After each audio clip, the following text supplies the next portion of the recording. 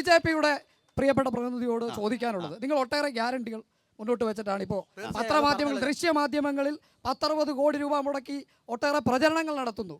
നിങ്ങൾ നൽകിയ വാഗ്ദാനങ്ങൾ ഏതെങ്കിലും ഒന്ന് പാലിച്ചിട്ടാണോ? ഇല്ല. ചെറുപ്പക്കാർക്ക് 2 കോടി തൊഴിൽ നൽകുമെന്ന് പറഞ്ഞു.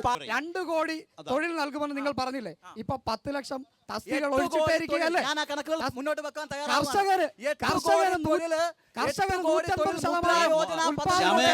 ഈ മോദി ഭരണകാലത്താണ് ഇന്ത്യയുടെ ചരിത്രത്തിലെ ഏറ്റവും ഉയർന്ന തൊഴിലില്ലായ്മ നിരക്ക്. കേരളത്തിലെ രാജ്യത്തിന്റെ അടക്കം വാർത്തകളിൽ പ്രധാനപ്പെട്ടതായിരുന്നു ഒരു കാലത്ത്. ഞങ്ങളുടെ ചോദ്യം കേൾക്ക്, ദയവായി അസഹിഷ്ണുത പാലിക്കാതെ ചോദിക്കാനുള്ള അവസരം തരൂ.